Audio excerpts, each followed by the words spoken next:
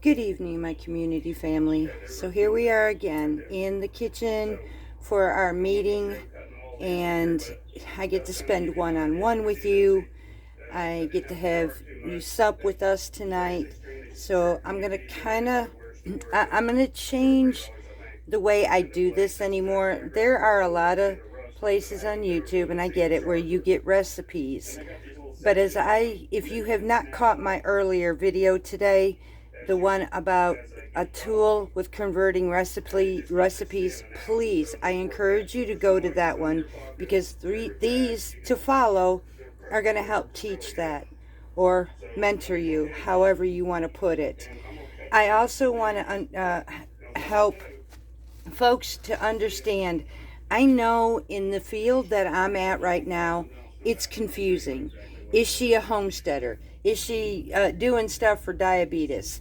It can be very confusing, but in all reality, I'm both. So, and that's what makes me, I guess, unique, because I am both. I'm a homesteader who has a diabetic in my family, so I have to accommodate this. And I'm hoping in me explaining more about this, it would help stop the confusion. And for those who are subscribed to as well, who might not catch these, I may put a post up in the community section to kind of explain that as well. I started seeing a pattern, and it kind of made me realize that maybe I can be confusing out here being so new to this area. So what I'm going to do tonight, I'm taking an old recipe that I used to do, or a meal I used to do before my husband was diabetic, and I'm learning to convert to make it friendly for him. I'm learning to utilize some different ingredients so that we could still keep what we have, but in a different way. So for one, we're having breaded pork chops.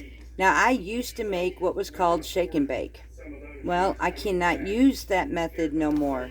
So I'm going to go to the all-purpose way that I'm making them now, and that is with the almond flour, the pork rinds, and the parmesan cheese mix. It makes a fantastic breading, and so that I can convert my original into my new and pretty much have the same dish but in a different way.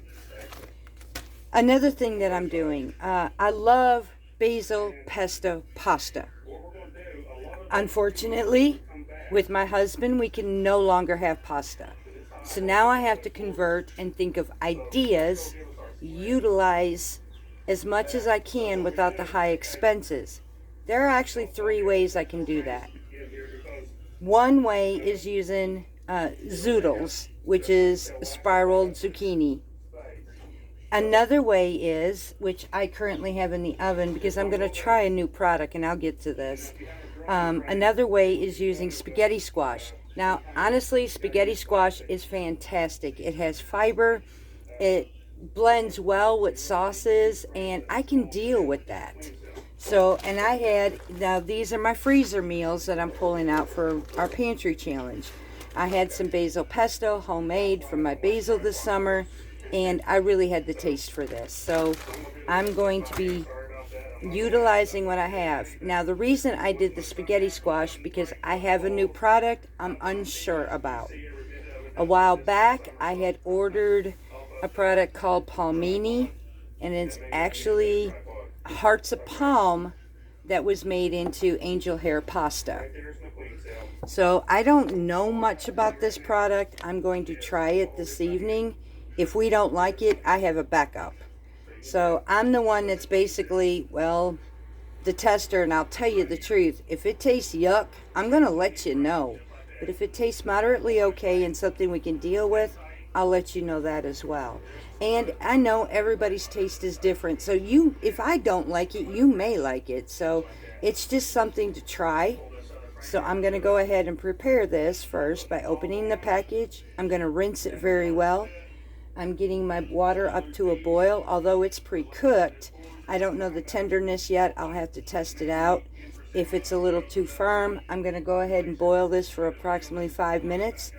strain it really good, and then I'm going to add my pesto sauce to try this. So, like I said, if I don't particularly like this, if it has a funky flavor to me, I have a backup, which is my spaghetti squash. If we enjoy this, I could use my spaghetti squash in here for something different. So I'm going to go ahead and prepare this, and I will be right back. Okay, so while my cast iron skillet is preparing, I'm going to go over just a little bit here to broaden horizons. Now, as I stated tonight, I told you what we were having for our supper. And I'm going to have a side salad because I like to incorporate as much vegetables as I can. But I'm going to take these pork chops, our example for these pork chops, and I'm going to broaden your horizon. When you see me, like this evening, fixing the meal that I'm making, I want you to also think about this in my future videos too.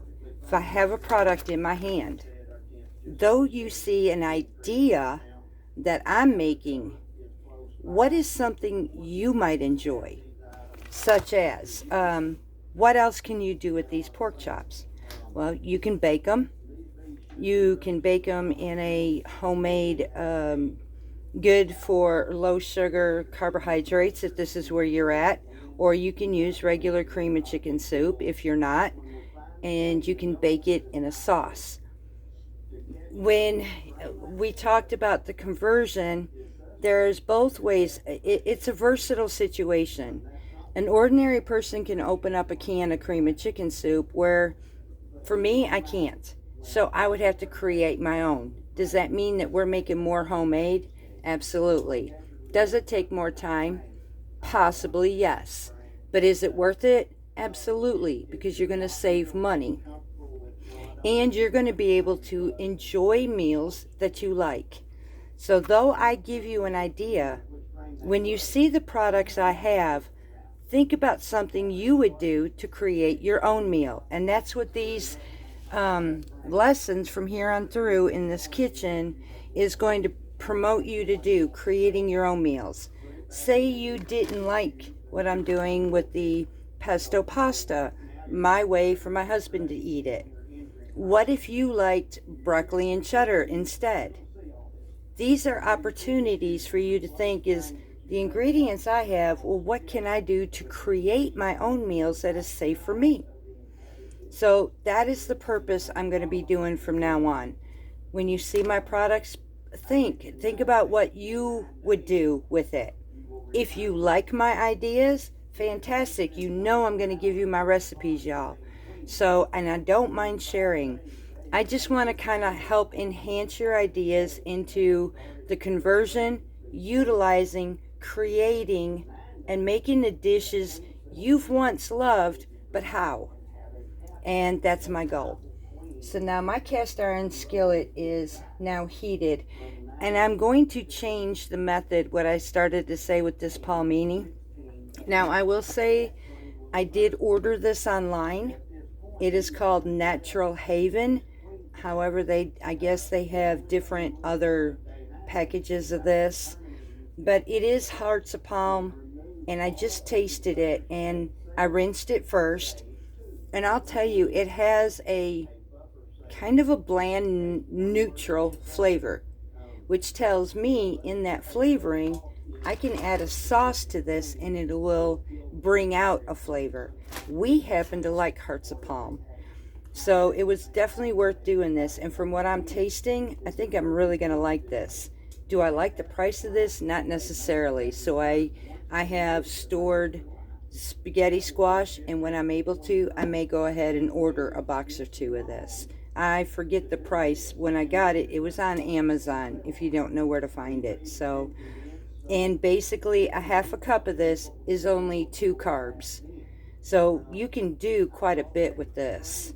And as far as sugar wise, there is absolutely no sugar in this whatsoever. Let's just put it this way, per serving, which is a half cup serving, it says 4 grams of carbs. There are 2 grams of fiber, which cuts that down to 2 grams, and there is absolutely no sugar whatsoever in here. So this makes a perfect pasta to use. totally up to you, just an idea. So I'm going to go ahead, I'm going to turn this down because I want to take this hearts of palm pasta now, and I kind of want to get the water content out of it because I don't want a real runny type of pasta. And I'm just going to bring it in here just to dry it up a bit.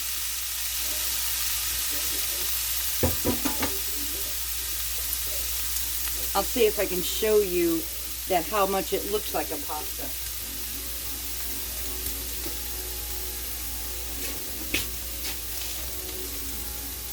See how stringy? I mean, it's just like angel hair pasta. It's wild. Some of the things I'm learning. But the only reason I'm doing this is because I did purchase two. I have yet to use it. I was kind of skeptical, but I'm only using what I have on the homestead right now. So I'm utilizing what I can and figuring out what I might want to do later.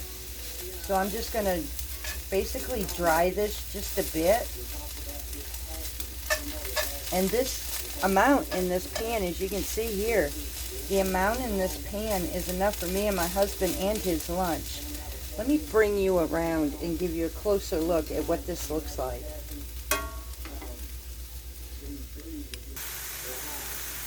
Okay, so this is what this palmini looks like. You wouldn't tell, basically, it wasn't pasta. The only difference is it's a vegetable. So it doesn't have that chew like a pasta, but it kind of, I guess, tricks your mind in a way, because basically converting and all, that's what we're trying to do. You know, it's kind of like tricking our mind. Will anything we do ever be the same? No. I'm not finding that perfect. I mean, I have found recipes where people have made pasta. Frankly, y'all, it either tasted too eggy, it tasted too mush, or it just had a strange texture and flavor to it. So I try to keep this as simple as possible, without all the headaches, without all the heavy-duty expenses, and something that can be satisfying. So I'm going to set you back up and bring you back around, because this is ready, and I'm going to show you how I'm going to do this next. Quick, simple. Within 5 minutes, I'm going to have my pasta. Now, I will have to set it aside and probably heat it up because I still have my pork chops to do. Okay, so now this is, I don't want it too dry. So right now, and it is on low, I am going to take my homemade basil pesto, and mine has olive oil, fresh basils, it has pine nuts, and it has Parmesan cheese. And what I end up doing was freezing this. It freezes very well. You can put it in an ice tray in cubes for portion sizes, or you can just do it like I did in a clump and break it down.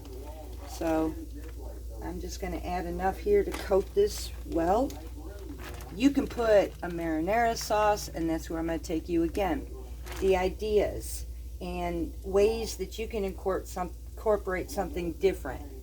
You can use marinara sauce on this. You can put a cream sauce with this. So many ways. Broadening your horizons instead of just one general area.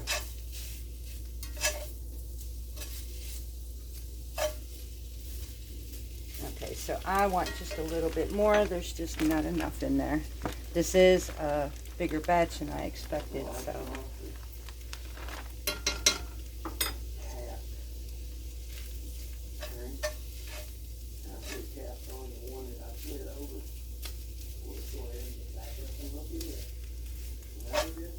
Mix this up really well. Now I'm going to taste it at this point. Doesn't need salt. My husband will probably want a little bit of pepper on this, so I'll be trying that next. I'm going to turn this off because I do not want to overcook this in case I have to reheat it again.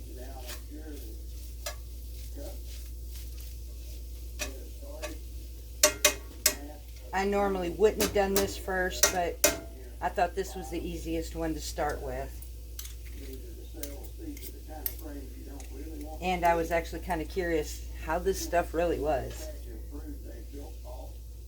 So now I'm going to taste it with the sauce and see what it tastes like.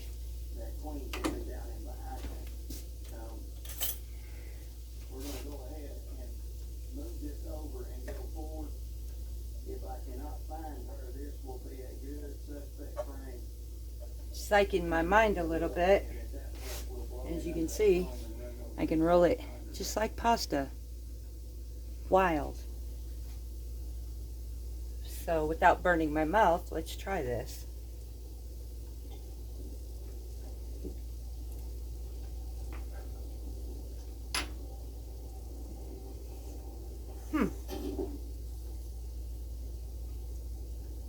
Okay.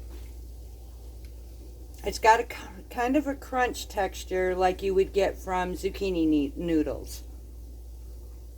You can't really taste the hearts of palm out of it. I get more of the flavor from my pesto than I do from the pasta itself. Honestly, this works well. I can honestly see this working with a cream sauce. I can see this working with a marinara or as spaghetti. I can see this happening. So it does need a little bit of salt. So I will be sprinkling some of that on here. Quite interesting. And a product I'm not sorry I bought. This could work. Definitely could work. So it gives me another option besides 2 pastas I've been using. I now can get 3. But again, I would go based by cost on this one. It's one of those specialty items.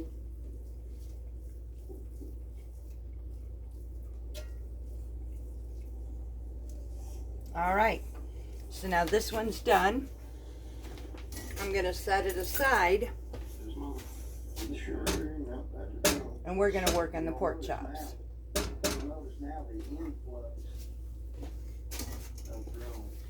I'm going to get this set up for my station and I will be right back with you. Okay. The reason I changed the way I'm doing these kitchen meetings with you every evening is because, bless your hearts, I've heard you, I've seen you, I've answered some of you. Many of you have spoken to me and stated that you needed something like this because you didn't know where to start. You didn't know, you needed some kind of direction, and I totally get that. From the beginning, last June, I was there just like y'all. I had no direction, and I learned how to do this, but it wasn't without trials and tribulations. It wasn't without struggle, and so I greatly understand. So I'm hoping I'm not making these confusing to you, and I'm hoping I'm going to explain this. I am not by far saying that anybody can't. You can. Anybody can do this. So I'm just changing the way I'm doing these videos to help enhance areas. So now like this. Tonight we're having the breaded. Now an ordinary person again stated that they can use shake and bake. It's what I used to use. And then they would probably, if they wanted to, use a cream sauce on top. You know, we've had that in the South like that too. But what's to say anybody with the diabetic can't? They can. The thing that would happen is, and here's how I end up creating my meals. I would take an idea, such as this. I researched out a breading that I could use with the low-carb way that my husband could safely use to create another form of shake and bake. I can use the same seasonings if I wanted to. Then I would take and break it down and go searching for one specific area. How do I make cream sauce for pork chops for a diabetic or low carb? So I managed to learn by breaking down my ideas, getting a recipe if I could find one, and combining to make a complete meal. So, and then again, I learned about the foods. I learned about my husband's, which that is the biggest thing. Learning about his triggers first. I had to do that in order to figure out how to go from there. So, Are we completely done with all these triggers? Probably not, but for the most part, we seem to have gotten this. So I had to go with the triggers first. So now I'm going to take my breading, just like this. I'm not putting nothing on my pork chops. They're already moist. That's all I need. So I just dipped it in my, which I had given the recipe a while back, about the basic breading mix. Hopefully you all turn around and made that in your recipe file. If not, I will do this one more time. Another one too, and I stated that I was going to make a post in the community. Honestly, for those of you who are already with me, you already know about me, and bless you for sticking with me. I will probably be making a short video very soon coming up to explain a little bit about what I am to stop the confusion. I can honestly see how people can get confused. Well, is she a homesteader? You know, I can absolutely see that. So will be coming up with a short video to help explain this a little bit. So what I'm going to do now, and here's your options. You could choose to air fry this if you want to. I would moisten it with a spray though, so to keep it from drying out. Or you can do what I'm about to do. I'm going to heat my pan. You can use avocado oil. You can use olive oil. I am going to be using ghee. I like that nutty, buttery flavor again in certain products. This is one. It pairs well with this pork, especially when you're going to make a breading. So I will be using the ghee.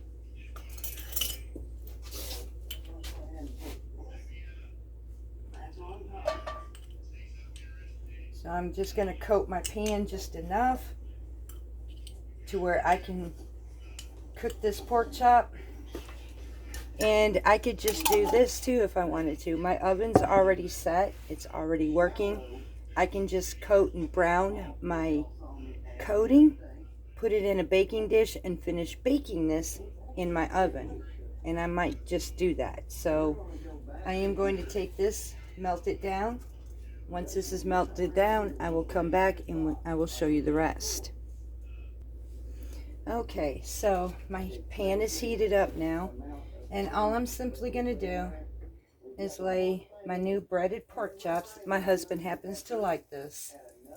So, and that's why I'm converting real foods, using real foods with the least amount of specialty as possible. Because frankly, I'm like y'all, I can't afford a lot.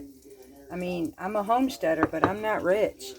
I do have areas that I can't do for myself, and it will cost me, and meat is one of them. So to be able to accommodate how he likes to eat, I'm going to have to figure out ways that I can keep it low minimal and yet taste good. I understand these videos are a little bit longer now, and I really hope I'm helping a lot of you. But in the meantime, while I'm waiting for this to turn golden brown, I will show you what it looks like in the end, and I will bring you right back. Okay, so in order to finish cooking this, what I end up doing is I will wait till the bottom is golden brown. I will take a spatula, look underneath, and if it's golden brown, I will flip it. I want to do this on both sides to create that crust.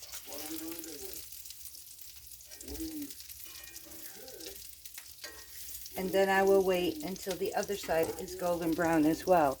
And at this point, I will probably put it on a baking pan, and I will put it in the oven up until my temp is 145, I think. These are pork loins that were made into pork chops. So it's actually pork tenderloin. So I will be baking this after I'm done. To me, it just leaves a nice round. It's got its searing coated, and they have a good flavor this way. So I'm going to go ahead and finish these, get these in the oven, and the next time you see me, I will show you the finished meal. Okay, so our pork chops have now been, ooh, that's hot. Our pork chops have been browned on the outside. So now I'm going to stick these in the oven until the internal temp reads 145. currently, I'll let you know where we're at. So this will not take long at all. So I'll let you know what our temps are at the moment. Somewhere around a 2.5 to 2 week re-queen. I want to think I have a queen back. We're going to find out. If not, then that puts me to purchasing a queen. All right, it's at 144. So this will not take long at all. I'm just reassuring myself from the frying pan just to stick it in the oven. I will bring it out, let it rest, and we will enjoy this. So I could actually put it on a 250 just to keep it low at this point and keep it warm, and it will finish cooking up. I did want to show you, we had a deep freeze not long ago, but we all did. And I currently had some little spaghetti squash on my vines, and I tried to cover those babies as much as I could and eventually lost it. And the reason I tried to protect it is because I had some itty bitties. But I found my itty bitties will cook up just as well. So I had to share my little itty bitty personal size spaghetti squash that I just baked up. So cute, y'all. Some of the things that we do when we grow, it's just so amazing. So I thought that was kind of cute. Now I will use this for another dish for lunch or something tomorrow. So who knows? I don't know. I may end up making a turkey meatball spaghetti tomorrow. We'll see what happens tomorrow. But I'm going to go ahead and finish this. I have my salad dressing to make, and we can plate up. So I will be back when all our dish is prepared. And there we have our meal. We have our palmini with basil pesto, our nicely breaded pork chops, and a salad. And I went ahead and I had to make us some more ranch dressing. Now, that ranch dressing, not only do I listen to y'all, but I listen to my husband. And you're welcome to put in the comments on a question I'm going to ask after I make a statement he said. I had asked him what kind of dressing he wanted because I have variety of ways. He naturally said ranch. And I asked him, is there anything else you'd like to try? And his explanation was, I feel safe. How many of you all feel safe in your comfortability of limitations? Because it sounds strange, but it's almost as if I feel called to do this. My mom, she passed away, and it's been quite a few years ago. My mom was a type 1 diabetic. I'm not sure if she started out a type 2 or not. Back then, there wasn't a whole lot of information out there for her. And when I think about her, and now my husband being diabetic, and me being able to learn all that I have been learning, and so much more to go. But knowing food and keeping his sugar levels to a normal range, that's not saying this is perfect. When I do my creating, because I do experiment, there is a world of different type of foods out there. And in that, you still have to find those triggers. We still do it, although they're not as bad as it used to be. I'm now being able to create much more. And that's where I want to get you. I don't want you to settle. I don't want you to be at a point where, well, I can't do this, because you absolutely can. And if it takes me to help you, you know what? I'm honored, y'all. I'm simply honored, because I want you to be able to enjoy meals like this. I want you to be able to sit down and think, well, what can I do? I want you to be able to create. And then I want you to come to me. Show me your dishes. Show me what you created. Show me what worked for you. Use your imaginations and just create meals. And just keep those two key aspects. Use your conversion tool. And you want to keep your triggers. And from there, create meals that are perfectly easy on your blood sugar, and I'm going to encourage you to do so. So when next time that we are in the kitchen together, we will work more with this. I look forward to it. I hope that you have enjoyed this. I hope it has been informative to you. I hope you enjoy sitting in the kitchen with me as we communicate with each other like a big old family. I love you all, and until next time, Parton's Heritage Homestead will see you again.